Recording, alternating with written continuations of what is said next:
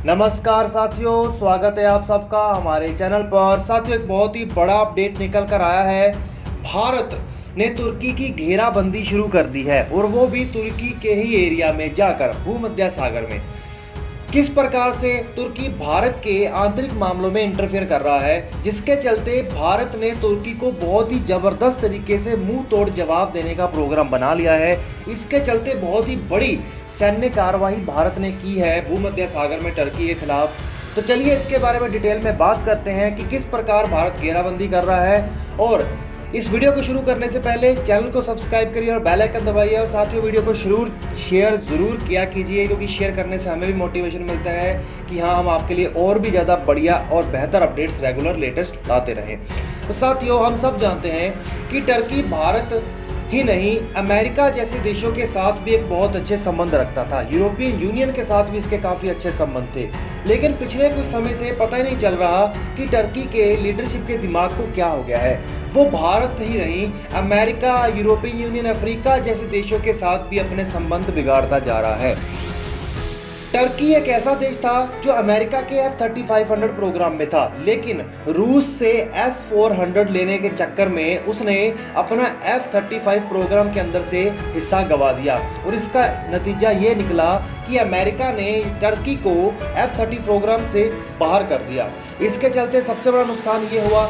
दूसरा, भारत के और टर्की के भी बहुत अच्छे सैन्य संबंध थे, जिसके चलते भारत अपनी सबमरीन्स को खरीदने के लिए टर्की के साथ भी कुछ समझौते कर रखा था, जिससे अरबों डॉलर का बेनिफिट होता टर्की को। लेकिन टर्की ने पाकिस्तान का साथ देने के चक्कर में और पाकिस्तान को सैन्य मदद देने के चक्कर में भारत से इतने बड़े समझौते तक को गंवा दिए।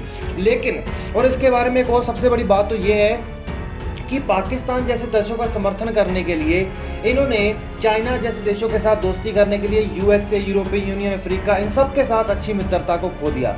और इसमें सबसे बड़ा नुकसान तो इसको ये हुआ कि आज टर्की के इन गलत फैसलों की वजह से उसकी 50% इकोनॉमी धराशायी हो चुकी है। और इसके चलते अब हुआ क्या है, भारत ने एक बहुत ही बड़ा एक्शन किया है। भारत ने अब तय किया है कि जो भी देश उसको किसी भी प्रकार के इंटरफेरेंस करेगा, उसके सैन्य मामलों में अगर उसके दुश्मन देशों की मदद करेगा या फिर उसके इंटरनल मामलों में इंटरफेयर करेगा, तो भारत उसे मुंह तोड़ जवाब देगा। तो इसी के चलते भारत ने टर्की के पड़ोसी देश ग्रीस से बहुत ही अच्छे सैन्य संबंध बनाने का तय किया है। पहले भारत सोचता था, झिझकता था कि हम ग्रीस से अगर सैन्य संबंध बनाएंगे तो इससे टर्की को बहुत परेशानी होगी, क्योंकि भारत और टर्की के अच्छे रिलेशन थे।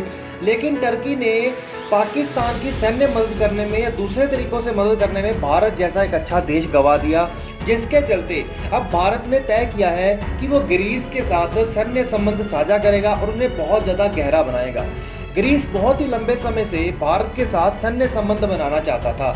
उनकी कई सारी रिक्वेस्ट आने के बावजूद भी भारत हिचकता था कि क्यों हम अपने टर्की जैसे दोस्त को गंवाएं। लेकिन अब भारत ने उनकी रिक्वेस्ट को मानते हुए भारत के बड़े आर्मी के जनरल्स भी वहां पर विजिट कर चुके हैं। और भारत के जो विदेश मंत्री हैं वो 18 साल बाद, समझिए कि इतने ज़्यादा हम उनके साथ रिलेशन बनाने से बचते रहे कि 18 साल तक वहां पर कोई विदेश मंत्री नहीं गया और उन्होंने वहां पर विजिट की। और वहां पर तय हुआ है कि किस तरीके से हमारे डिफेंस कोऑपरेशन तय होगी। इसके चलते भारत ने भूमध्य सागर में अपने जंगी बेड़ों को भेजा और ग्रीस की नेवी और भारतीय नेवी ने मिलकर वहां पर टर्की के खिलाफ उस क्षेत्र में बड़े स्तर पर सैन्य जो कह सकते हैं वहां पर अपनी एक्सरसाइज की।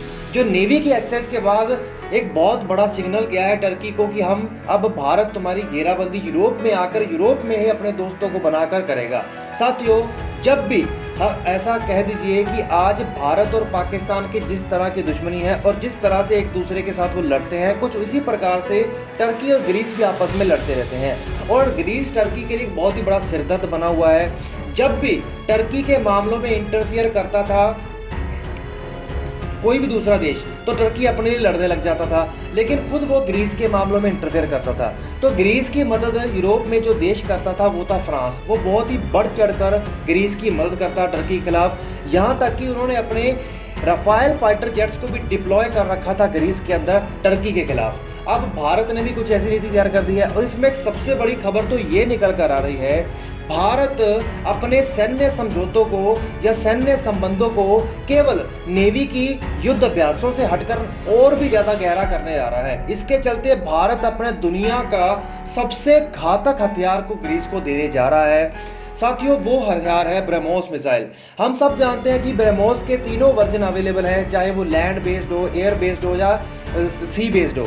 लेकिन भारत का एयर बेस्ड वर्जन ग्रीस खरीदने जा रहा है ब्रह्मोस का। इससे चाइना तो जैसे डर रहा है, उसी प्रकार से ग्रीस से टर्की भी डरने लग जाएगा, क्योंकि इससे बहुत ज़्यादा नुकसान कर सकती है ये ब्रह्मोस मिसाइल। और वो खरीदने भी एयर वर्जन जा रहे हैं। और इसमें सबसे बड़ी बात तो ये है कि इन ब्रह्मोस एयर वर्जन मिसाइल्स को वो अपने राफेल जेट्स के अंदर, जो उन्होंने फ्रांस से खरीद रखे हैं, उसके अंदर डिप्लॉय करेगा। और इससे भारत को भी एक बहुत बड़ा मौका मिलेगा अपनी डिफेंस पावर को पूरी दुनिया को दिखाने का, क्योंकि हम सब जानते हैं कि भारत एक ऐसा देश था जो हथियारों को केवल बाहर से खरीदता था, लेकिन अब वो भारत के अंदर भी हथियार बना रहा है और उन हथियारों का एक्सपोर्ट भी कर रहा है। जिस प्रकार से भारत के राफेल को खरीदने से पूरी दुनिया में राफेल की मार्केट बन गई, ग्रीस को ये ब्रह्मोस मिसाइल एक यूरोप के देश को बेचने से भारत का बाजार ब्रह्मोस मिसाइल के लिए यूरोप के अंदर भी खुल जाएगा। तो ये बहुत ही बड़ी बात होगी।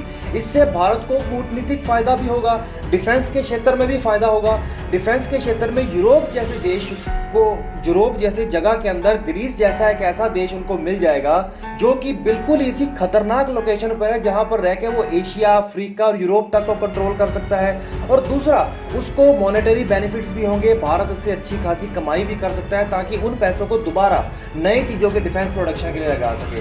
तो भारत को यहाँ पर चौतरफा फायदा हो रहा है। एक तरफ तो अपने दुश्मन को जवाब दे पा रहा है, दूसरा अपने सैन्य हथियारों को बेच पा रहा है, तीसरा यूरोप में अपनी थाक बना पा रहा है। क्योंकि भारत के सैन्य हथियारों को यूरोप में बेचना या यूरोप के किसी एक देश में बेचना एक छोटी मोटी बात नहीं है, बहुत बड़ी बात है। क्योंकि भारत अपने हथियारों को कहीं ना कहीं पहले यूरोप से भी खरीदता आया है, फ्रांस से, अब यूरोप में ही जाकर भारत अपने हथियारों को बेचेगा।